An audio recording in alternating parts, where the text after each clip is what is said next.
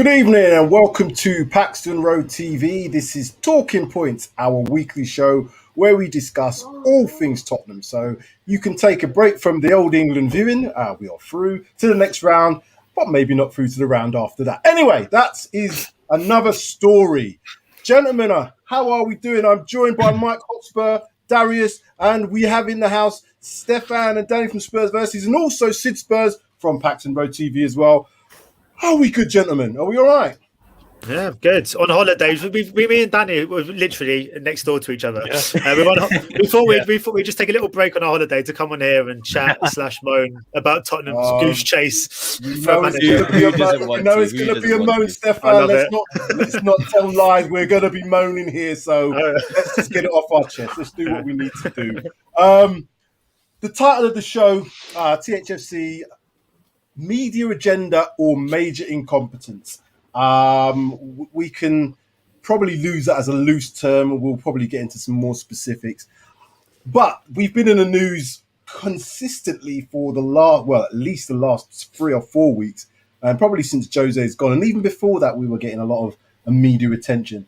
And my question is, I don't know if this is by design or is it just that the things have just got so out of hand that we are just the media circus that we currently look like we are.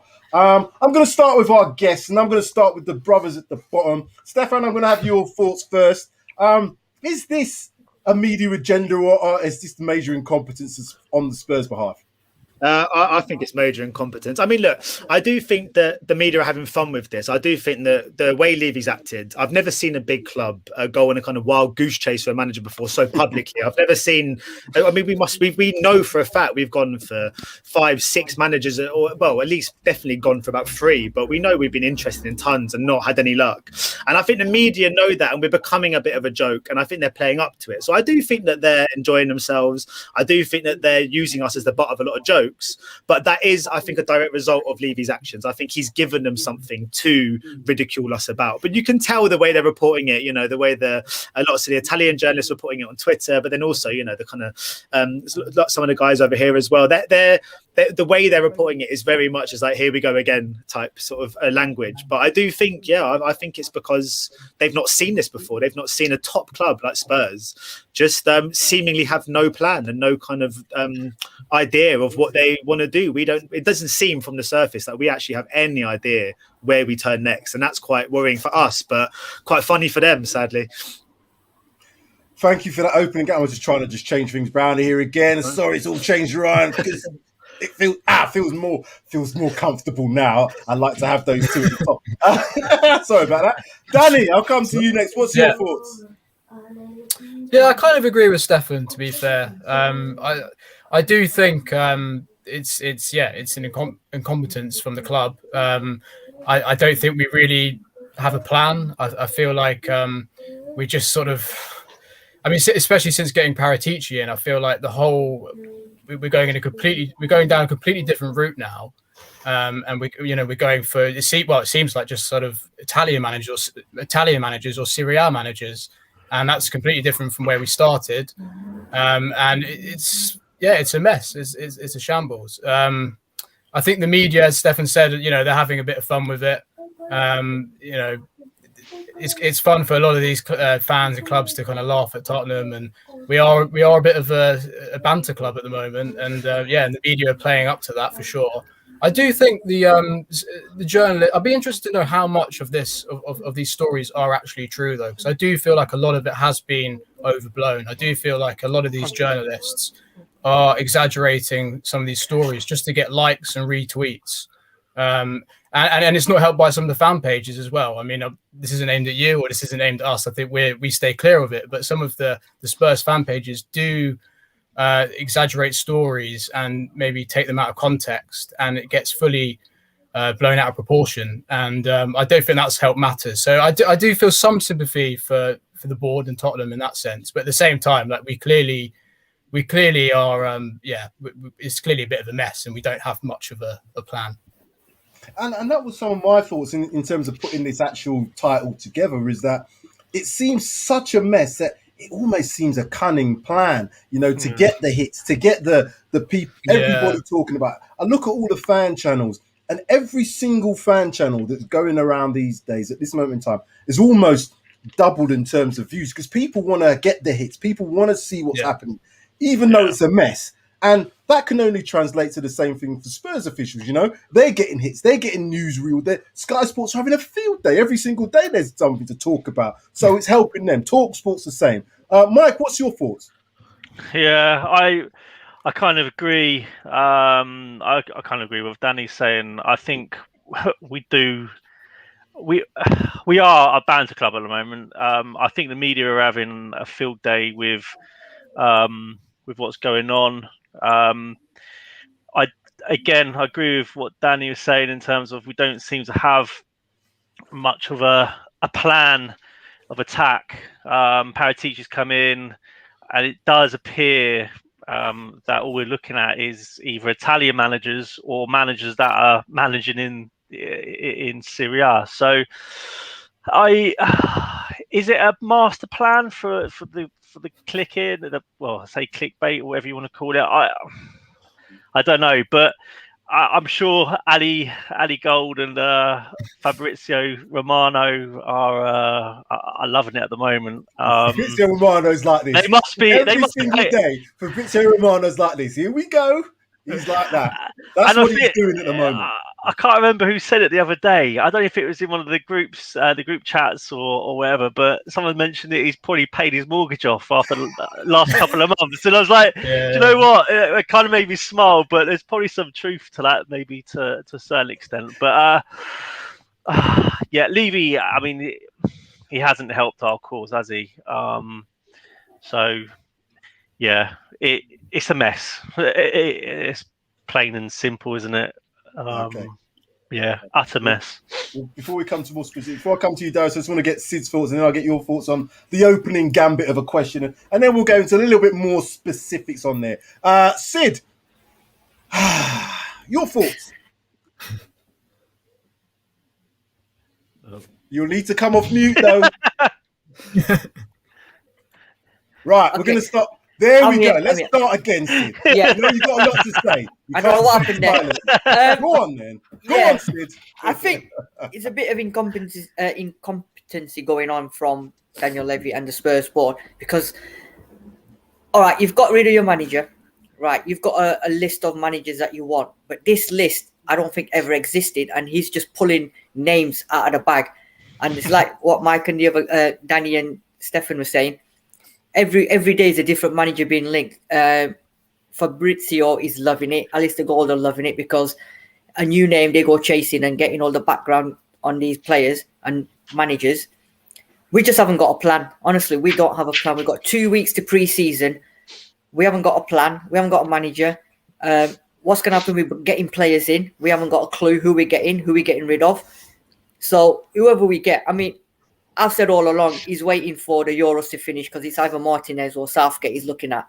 But in terms of what's going on at the board level, they're absolutely clueless, mate. You know, it's for a big club like Tottenham Hotspur to be in this situation with 2 weeks to go before the pre-season starts.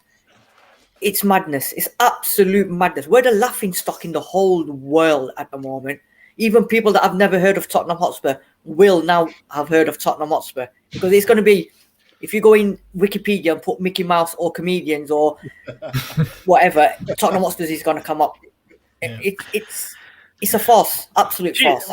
Do you think that's Levy's fault, or do you think some of it's like Romano and Gold?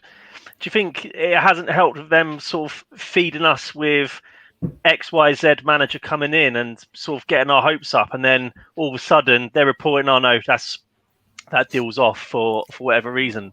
I want to come to the manager bit. I just want to get Darius's opening thoughts, and then I want to talk about the manager situation because I think that's part of this whole circus at the moment for me. What's been going on, the ups and downs of that. But Darius, just your opening thoughts about, you know, is it more by design, or is this like the media having like a bit of a laugh at us? Okay, so if I take a devil's advocate approach to this, and I think, okay, all publicity is good publicity, I look to myself and think, why is this sort of publicity that we're sort of garnering ourselves in any sort of way positive for Spurs and for the club. And I can't give myself a reason. So I don't really see how anybody upstairs would want this sort of publicity and this sort of media news to be around Tottenham. It doesn't make any sense. Like everybody says, it shows a lack of a plan. It shows a lack of any sort of identity, any sort of positivity in the club. And it just shows that we're kind of freestyling, like you said. So I can't see how this is a positive anyway. I just think it's just proving what we all thought, that these guys haven't actually got an idea and they are just winging it. I mean, Paratici's come in. I'm going to keep saying this. I don't remember seeing Paratici links before the Conte links came. So it sort of seems like that was like a half-assed job, that we seem to got one of them. And now we can't really go back on our word because, it's going to look really bad. So I think that it's just a mess. And Paratici's come in. Levy's sort of given him all the power, which we've said, and it's almost backfired in his face because he's gone and brought in, he's gone and tried to bring in Fonseca and then thrown that in Fonseca's face and gone for Gattuso, who we didn't even want in the first place, didn't even know was going to be linked in the first place. So it all seems like a mess. And I feel personally, like we're going to get lucky with this appointment of a manager. I feel we're going to stumble on a manager that we maybe shouldn't have really deserved. And it's only going to be a positive if we kind of back that manager and make these signings. But there's nothing to suggest to me. Like I said, I'm looking at Aston Villa going and bidding twice for Emile Smith-Rowe, who's on the verge of signing a contract for Arsenal. That's what you call sort of going out and making a statement for next season. They've already bought Buendia and they're going to get another creative midfielder. It's that sort of pre-planning. Look at Leicester, Patson Daka and Boubakary Samare already going through the door, ready for pre-season. That's the sort of planning that we should be thinking about. We haven't even got a manager yet. So I can't see how this is all positive and meant to be. It just seems like it's blown up in their faces, and now it's all there for the world to see, unfortunately. So this probably neatly goes into about the manager talk anyway. So we've all, I said all of us, I certainly, and we've talked about it before, we wanted some changes with it at board level. We wanted to see maybe a bit of a removal of Daniel Levy from the hiring and firing, getting involved too much in football matters. We've got Paratici. Paratici doesn't officially start till I think it's the 1st of July. The guy's already looking like he may resign before he's even started, the way things are going. What is really happening with this manager situation? Do we actually know what type of manager we actually want? Sid, what's your thoughts on the manager situation? Have you got a clue of the type of manager that we want? Do you think that the club has a clue of the type of manager? Do you think Paratici, or is he just going for his mates at the moment? I think Daniel Levy wants a manager. My opinion is Daniel Levy wants a manager who's going to do and listen to what he says. He's looking for that cheap manager that he can get on the cheap for 2 million, 3 million a year wages. Bring him in, try and steady the ship and do what he says. Oh, boss, can I have this player? No, but you can have this one, 3 divisions down. Oh, boss, can I have that one? No, but I've got this one. Paratici seems to be, every player he's linked with is either a player he wanted at Juventus or he's sold from Juventus and they've gone somewhere else. So it looks like we're trying to get players that have been Juventus, have been players, or players that probably would have suited Conte's style at Juventus, but not Tottenham style. So I don't think he's got a plan of the players that he wants. And Levy hasn't got a clue of the type of manager that he wants. And like Darius said, we might stumble upon a manager who nobody wants, but it's the last resort and he might end up doing well. So I don't think anyone's got a clue. I'm clueless, and I think they're clueless. And well, I'm gonna ask Daniel a question.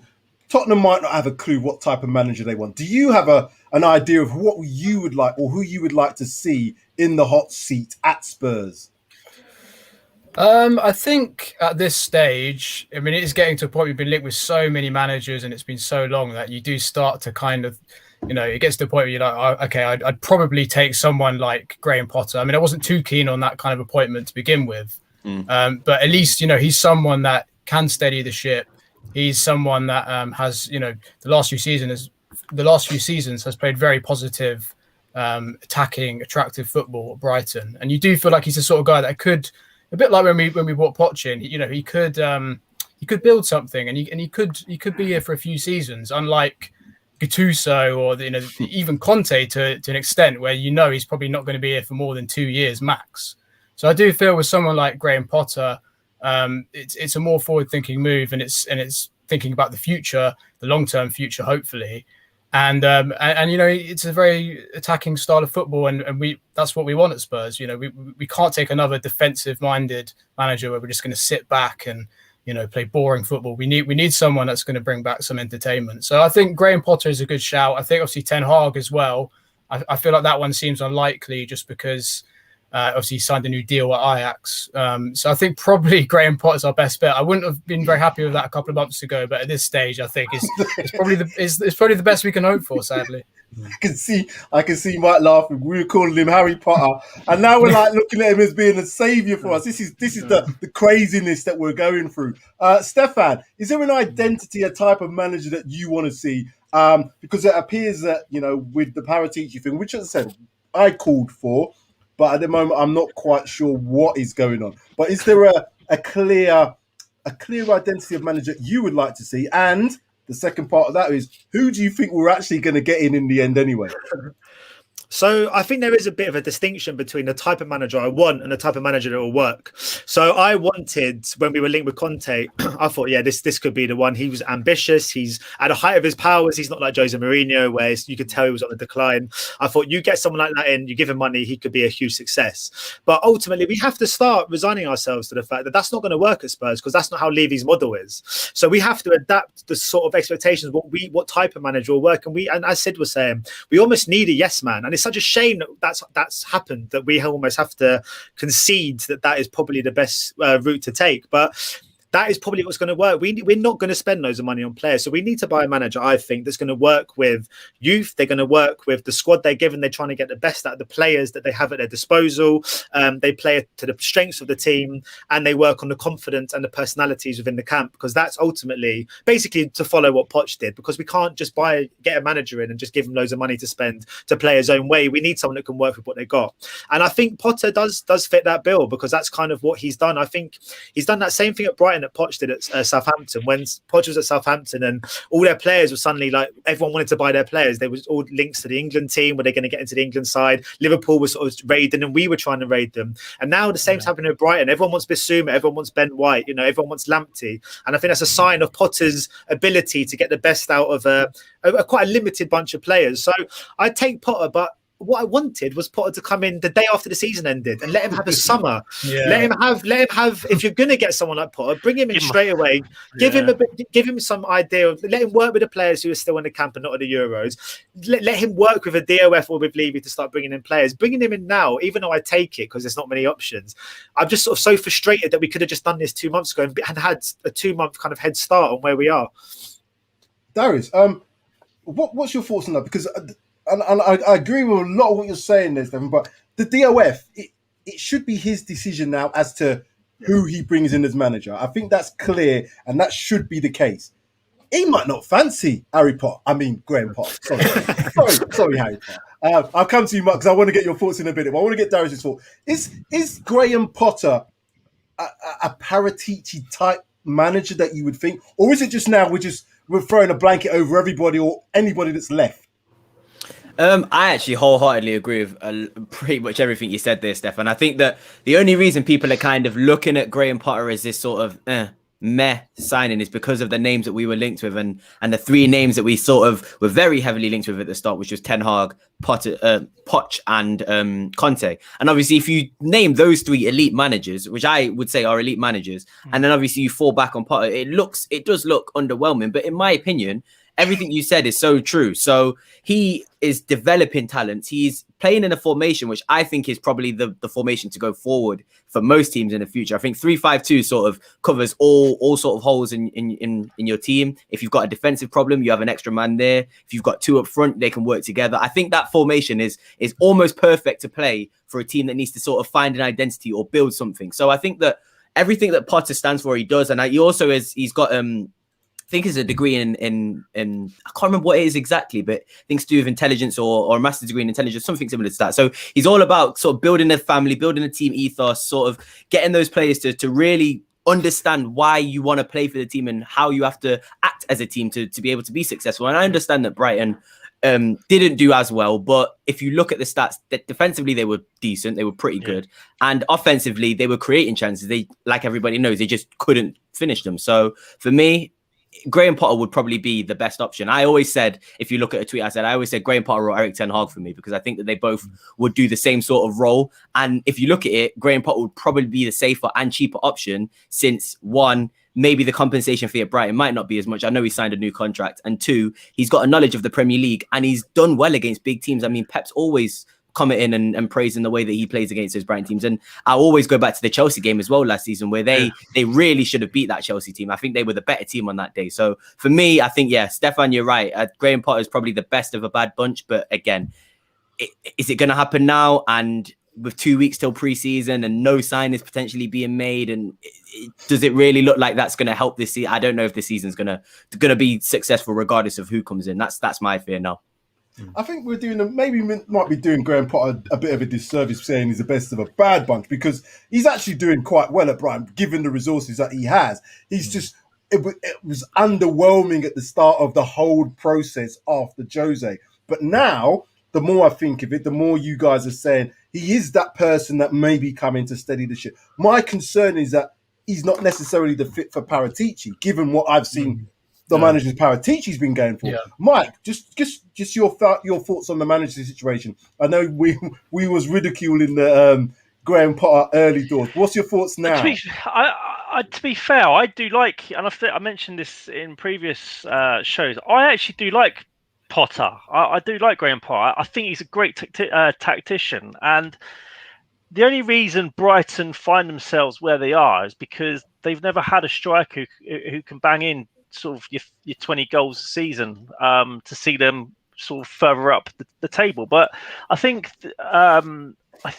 when I last looked at the table, I'm sure Brighton had or as good as defensive record as the likes of Wolves and maybe Arsenal, who are obviously mid-table. So where they were, if they had a goal scorer, then you probably would have seen them jump up to sort of mid-table. But I as I say, I do like Potter. I think he could probably be a great fit for Tottenham in terms of how he brings on the youngsters that come through, develops them, and turns them into good players with bags of potential.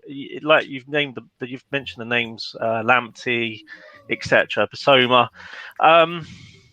But I think, given the fact that we've been linked with the names that we have, the elite managers, it is underwhelming when you go from them to Potter. It's just natural, isn't it? But I personally, if it was Potter, I wouldn't be too disheartened with that. He knows the Premier League. As I say, he's a great tactician. I mean, he proved it when Tottenham played Brighton back last season. He knew exactly where our weak spot was, and he exploited it very well. And obviously, they came away with points.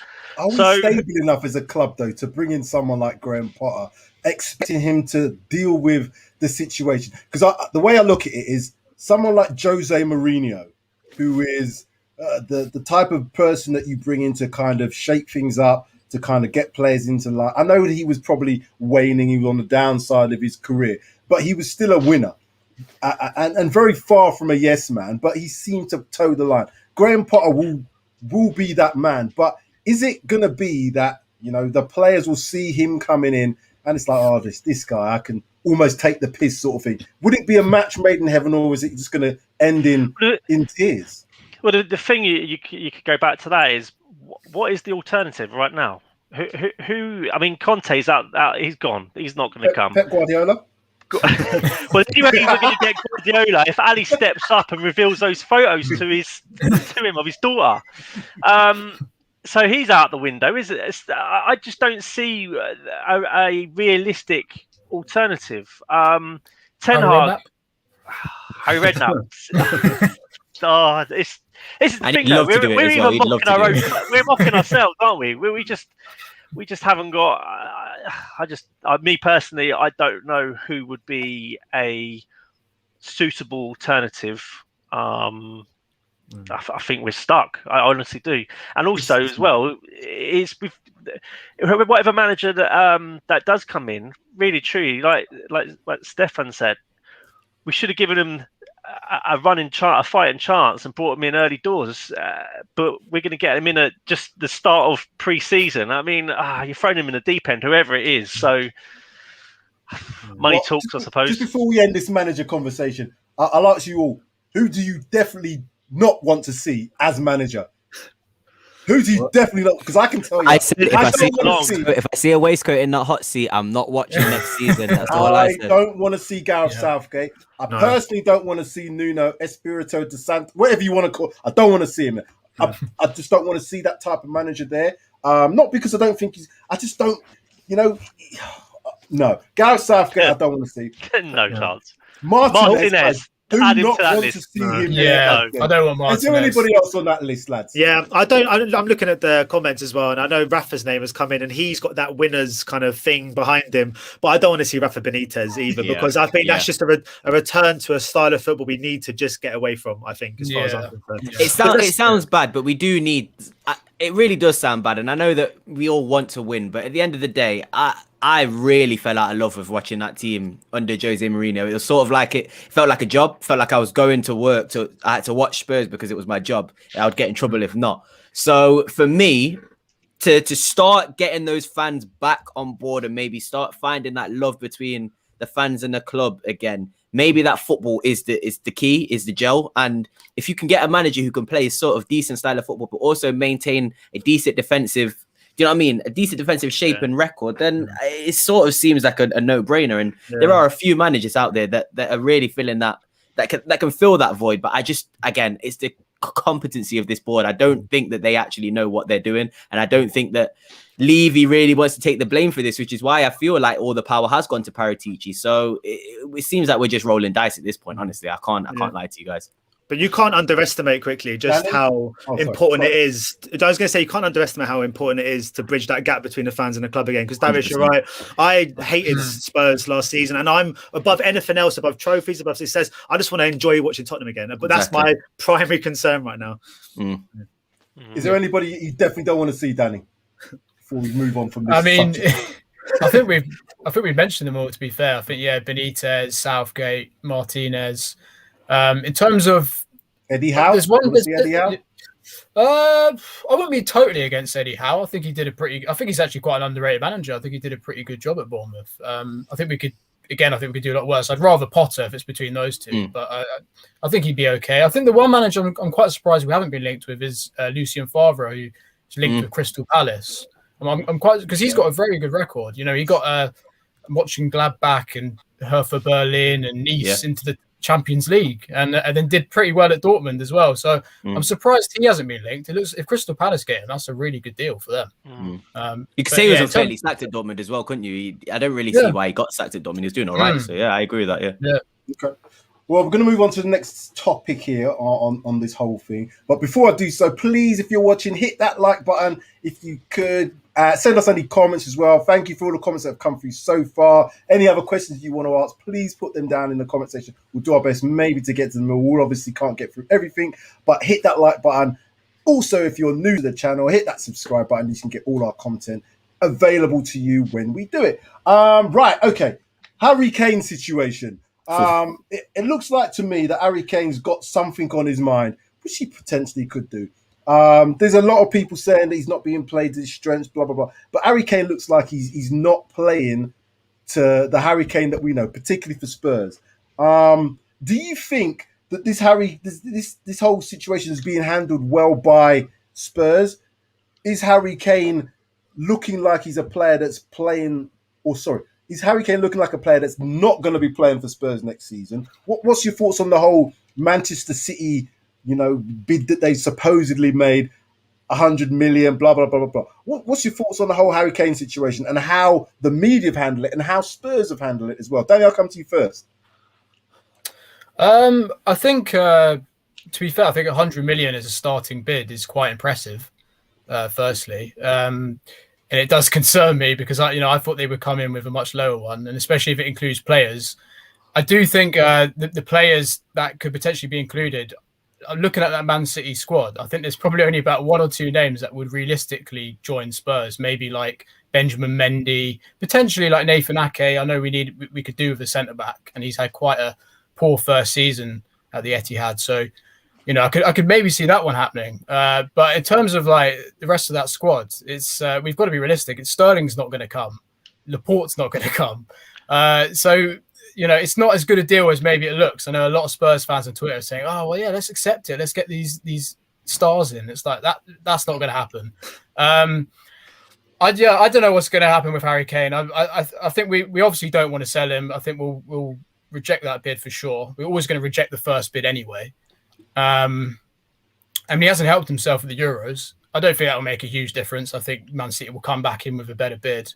It just depends how much power he's got, really. I mean, if he really puts up a fuss and, you know, stops going to, I mean, I remember Gareth Bale stopped going to training, didn't he? So he kind of forced that move. I'm not sure if Harry Kane is going to do that. But if he really, really wants to leave, that might be his only choice. Yeah. Mike, do you think Harry's looking like a player that he's wanting out of Spurs, or is it just a bit of fatigue that he's not performing for England? I think there's a lot of factors going on. I think he's probably. I don't think anybody's shielded from what's happening. So all these players know what's happening. He's probably getting whispers in his ear. I think there's a bit of fatigue in there. He played this out of his skin this season for Spurs, and he's being asked to do the same. And he's captain. It's a lot of pressure on him. We're playing at home as well. Is it that it's just everything's catching up at once, or is there something more in his performances for England, which then stems into the thought process that he may be on his way out come the end of this summer? First and foremost, as a striker, I don't care. I personally wouldn't care so much about how he performs. All I'd want from my striker is that ball hitting the back of the net. And I don't think Kane's. You could easily argue that Kane hasn't had the service to put the ball in the back of the net. I know. When a striker's off or not scoring goals, everyone analyses their performance. Oh, he looks a bit leggy, or he's looking lethargic. Oh, he's probably got a lot on his mind. Oh, the Tottenham saga, if he wants to be in or out, is probably playing on his mind. But I think when he gets the opportunities, I still think he'll put the ball in the back of the net, and then everyone's opinions and thoughts on Kane will be like, oh yeah, he's fine, he's top class, he's world class, he's playing out of his skin, and that's how I think. I think the situation is. Obviously, there's probably things happening in the background, but any talk of transfers, I don't think that's even hitting Harry Kane's little world that he's in at the moment. I think he, as he said, he'll talk about transfers, his career, where his sort of future lies after the Euros is done. I don't think any player would try and sort out a transfer during a major tournament. It'd just be mad to even sort of enter such discussions. So I don't think. I don't think there's. To be fair, and again with regards to the Man City bid, I don't think Harry Kane he may be aware of it, but I don't think he's even been bothered about that. I honestly think he's just been focusing on England. He's too much of a professional to let sort of outside interferences sort of affect his performances. So I'm personally, from a performance perspective, I'm not too worried. As long as when he does get the chances, he hits the back of the net, then I think all is good there. So yeah.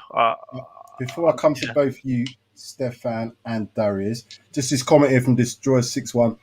Jesus may join us. I think we've got more chance of Jesus Christ joining us than Gabriel. Because I wouldn't want Sterling. I wouldn't want Sterling at Spurs. No. Stefan, what do you think? What's your whole thoughts on the Harry Kane situation anyway, in general? Well, I mean, in general, I was, like Danny said, I was a little bit worried by an opening bid of over 100 million. If that's what it was, obviously, we don't really know the ins and outs, and it could have been 85, I've read, with add-ons. But I always hoped their opening bid would be like 60. And if I saw a 60 million pound bid, I'd be like, we're not going to meet in the middle here. But if they're coming in with 100, it does worry me, because I do think we'd sell for about 120, maybe 130 in a post-COVID world. But in regards to his England performances, I mean, he's not been amazing. I'm not going to pretend that Harry Kane's been turning on the Euros. He's not been at his best.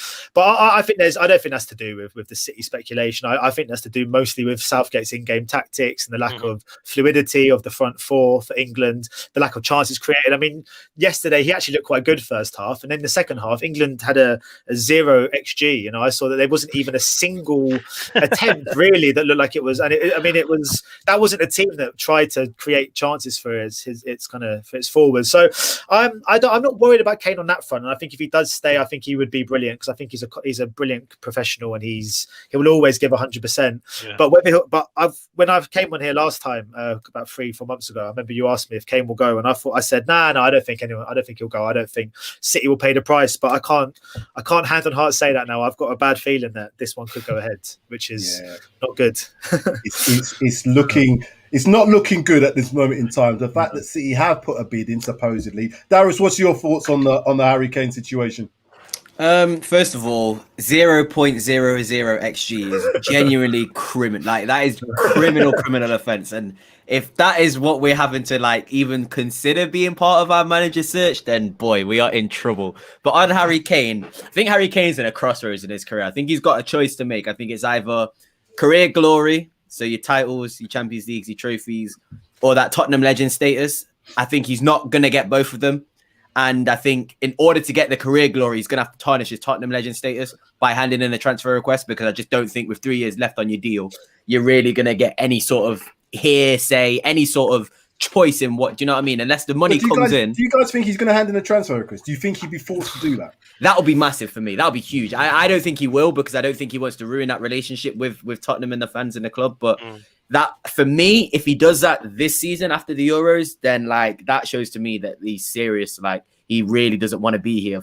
I don't really think he's going to do that. I think he'll just wait another year and then go when there's 2 years left on his deal, and he'll probably still have a decent season. A lot of fans will, even if we do well this season with Harry Kane still there and then he leaves to go to City, the fans won't be as mad at him as opposed to if he leaves now in the situation. I'm not mad at him now. If I'm honest with you, I'm not mad at Harry Kane now. No. Because Harry Kane, as I said, he's done everything he can do possibly. We're in the worst situation in terms of where we are as a club. Why would he say to himself, 100%. I'm going to give it just this one more year? There's no reason for him to do that. And we have no reason to say, Harry, you owe us. What does he owe us? At the same time, contracts are contracts at the end of the day, bro. You signed a 6-year contract. I understand you're signing a 6-year contract to look after yourself. That's a good point to make. But at the end of the day, you've signed that 6-year contract. There's 3 years left on a deal. You've wanted to kind of bring out this angst and this I don't know how to explain it. It's not that he's against Tottenham. It doesn't seem like he's against Tottenham. It just seems like they're not matching the ambition that he wants. And he's clearly now seeing that he wants to go. He's chosen this year for it to kind of make it public. I know he's not officially said that he wants to leave, but we all know what he's really feeling after that interview with Gary Neville. I just think that timing is very important, and with 3 years left on your deal, you don't have a choice on what to say. If you look at Mbappe, he's got a year left on his deal. He can control a lot of what he wants to do now. Harry Kane really doesn't have that sort of power. If this was next year and we were talking 2 years left, he would be the one who's holding the cards. He'd be like, okay, if I don't leave, then you're going to lose out on money. I don't think that the amount of money that we can garner for Harry Kane will drop that drastically from this year to next year. So I think it's either he kicks up trees and he pulls grass, or he's not going nowhere. And I know what you're saying about the contract thing, and he can be held to ransom. However, the player does have that power. The reason he has that power is Harry Kane doesn't have to put in the effort like he has been putting in. He could just play a normal Harry Kane season if he wanted to and probably still score 15, 20 goals. But the fact is, we've all seen Harry Kane has been, and I think I've mentioned this to you before, Darius, he's always in the last 2 to 3 years had an injury, but he's always wanted to rush to get back at the detriment of the club. Champions League final being one, obviously the final we had in the league final this season as well. I don't see him doing that same thing if he gets injured again. Why would he? Why would he? World Cup. That's a good point. Yeah, he can't afford to, because there's a lot of talented youngsters coming through now in England, and Kane can't afford to sort of take his foot off the pedal and slow down and show that not too fast. I'll just sit it out, because his England position will be under threat. The thing is, Mike, I would believe you, and if I didn't see what Southgate was doing this Euros. I mean, Henderson's not played since January, February. Maguire's half injured, and these guys are coming over players who are fully fit. So I see your point, but with England, it just seems like England just pick players based on the name, and Harry Kane's the captain. I feel like even if Harry Kane had one ankle, he'd still be the first name on the team sheet, unfortunately. It's only because Southgate, though. I mean, if he's not there, it could be a different story. Definitely, he won't be there after these Euros. He'll be gone. Hopefully. I don't think it's Kane's personality, though. I mean, Kane, he's always been someone that had to work for what he's got. He's not Cristiano Ronaldo that had this talent, or like Messi, and these players that had their ball and it's like magic in their feet. But he was a chubby kid at Leyton Orient that kind of he's had to work harder than everyone else to get to where he is. I think he's shown his personality would see him through. I honestly believe, I'm not just saying this, but I do believe that if he did stay, he would be the same Harry Kane we've seen all along. But as Darius said, if he did stay this summer, he's 100% leaving next summer. 100%. 100%. And we'll lose out on money. And the final point I wanted to make was just on Eden Hazard. And if you look at Eden Hazard, he sort of had a almost injury-free career at Chelsea, and then as soon as he went to Real Madrid, it felt like to me his body sort of gave up on him. And I don't know if he kind of felt like he got his dream move and that's all he needed to do. But for me, Harry Kane seems like he's one injury away, and I don't know if it's obviously because of the fitness. Obviously, he played a lot of games this season, but he doesn't look quick. He doesn't look sharp. And I don't know if that one injury could really just curtail his entire career. And it might just be the one that he's never recovers from properly again.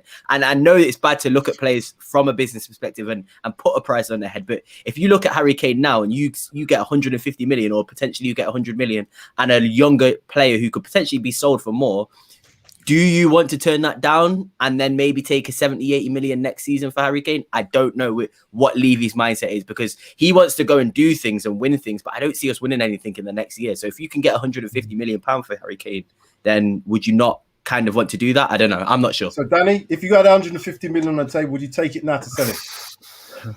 I mean, we're certainly, we're not going to get a better offer than that. As you said, like next season, that could be halved. And especially if he does take his foot off the gas and isn't putting in the 100% effort. I think he, just going back there quickly to what Steph said as well, I don't think there's too much risk of that happening. I think he will put in the effort required.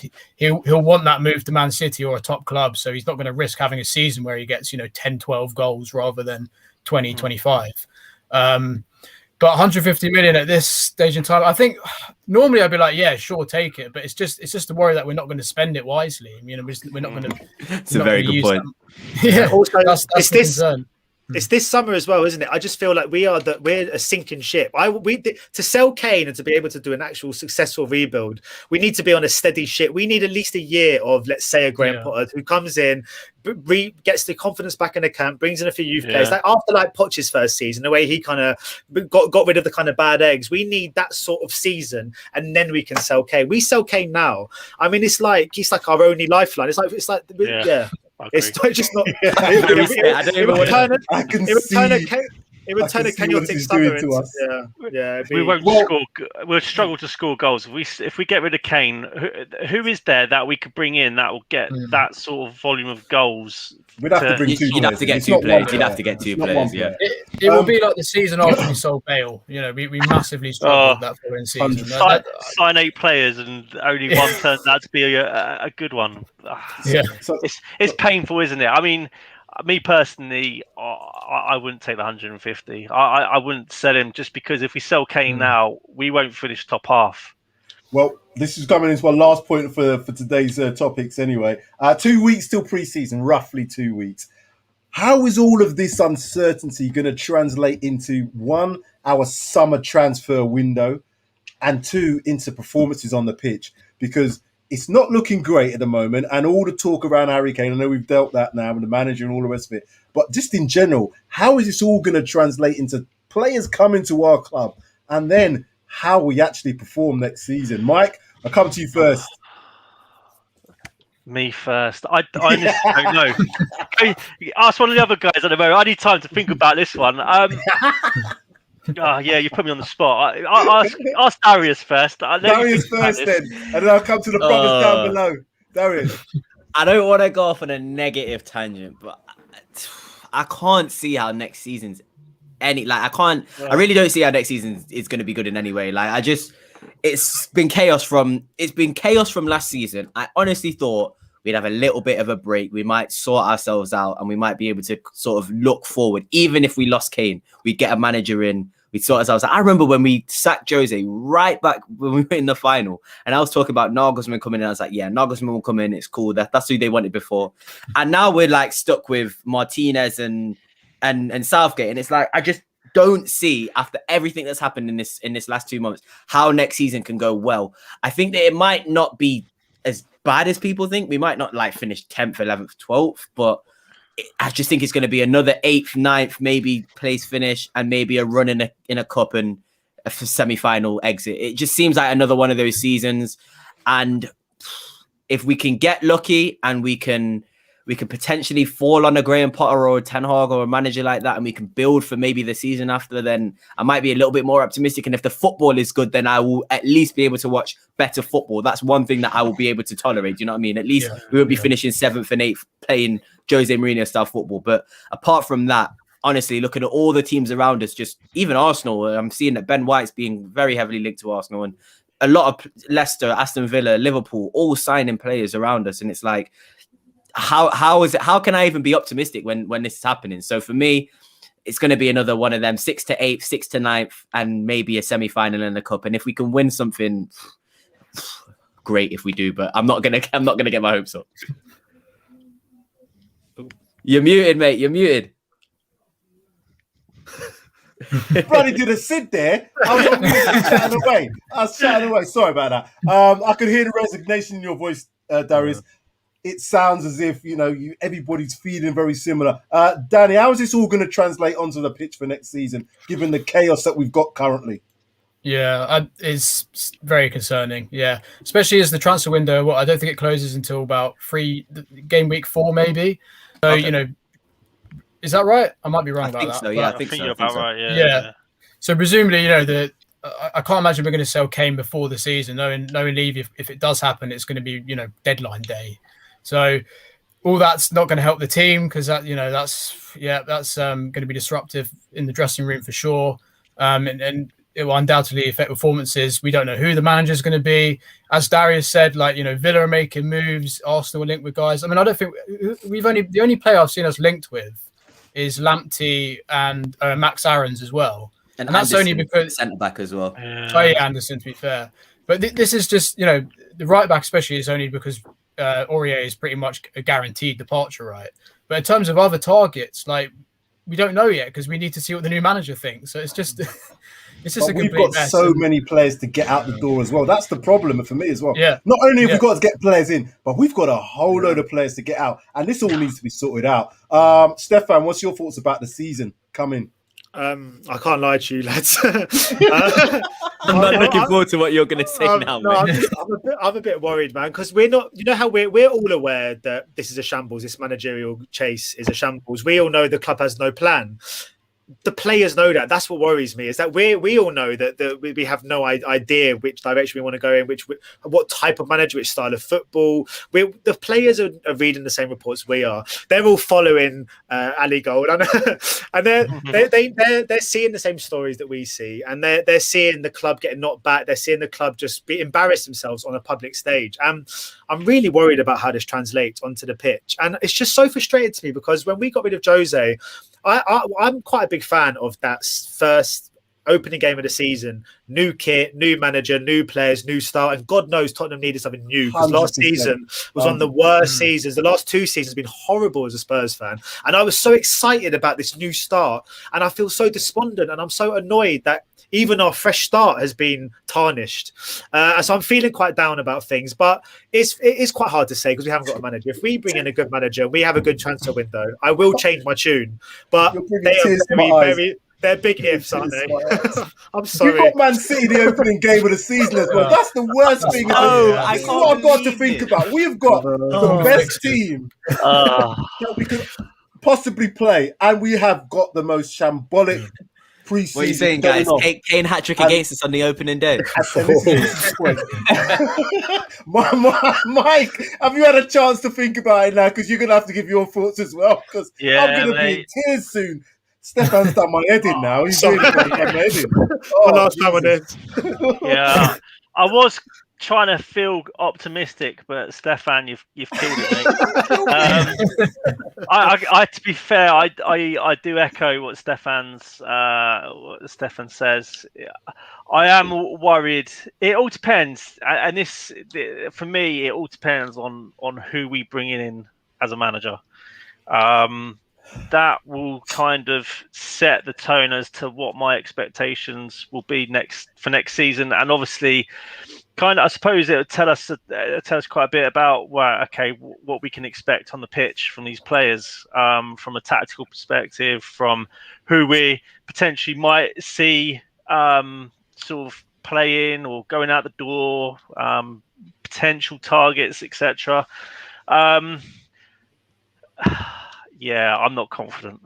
I think Cody makes a really good point there in the comment, doesn't he, about the next manager's kind of starting off in a bad situation because everybody's been so excited. The Conte situation for me is what's going to really just derail everybody's thoughts, because if Conte wasn't linked, I don't think people would be too mad at a lot of the signings or a lot of the managers we were linked with.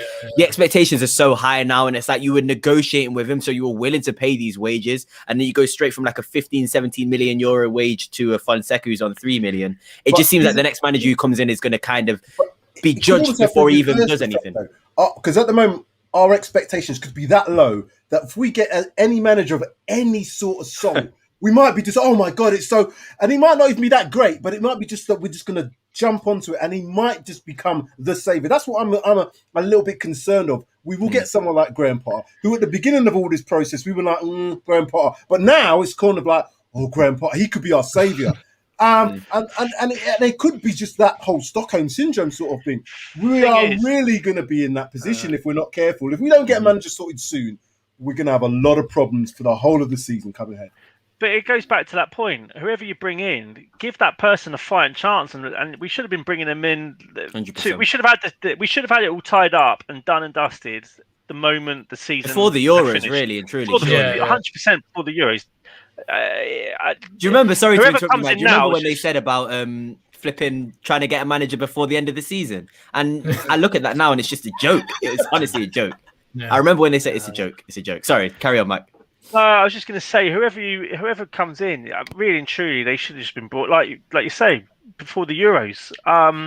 They're going to be up against it, regardless of whoever it is. And if you've got someone coming in like Potter, who may not have the experience or the know-how of maybe the elite managers who have been at the top clubs for X amount of years, the pressure is going to be on them even more, because the first, if we don't win, or if we have a bad, say the first month, if the first month's bad, that manager, whoever it's going to be, is going to be under a whole world of pressure. I'm not you as well, Mike. No, we're not doing it. Not Stefan and Mike. I'm not ending the show like this. This is not going to. I'm not doing it. Sorry, Sam. I'm going to say one more thing. We do have Chelsea, Arsenal, and City in our first 6 games. My God. But if the manager comes in, if we get the dead wood out, bring in a few players that he wants to come in, it could be a blessing in disguise, and he could surprise everyone. If it just depends on, I suppose, where your thoughts are, and I suppose if the fan base gets behind the team and the new manager, whoever it might be, and be like, well, actually, come on, we've got to give him a bit of slack, because he's come in at a time whereby he's up against it regardless. Then you just might. That's one thing.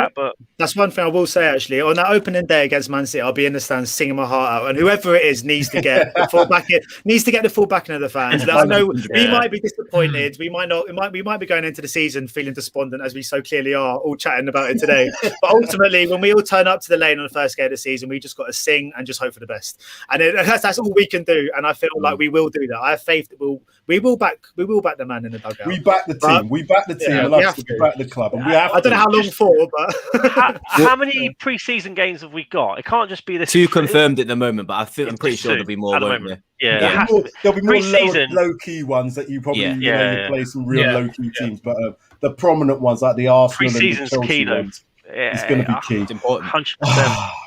Okay, so before we go, Stefan, Danny, where can people find you? I'll come to you, Stefan, first. Well, obviously we're the Spurs versus team, so at Spurs versus on Twitter, which is our podcast, which obviously you've been on, Sam. But if you want to listen to me just talk more rubbish about Tottenham and also films, which I work in, it's at Stefan Pape 29. Danny, you got yourself.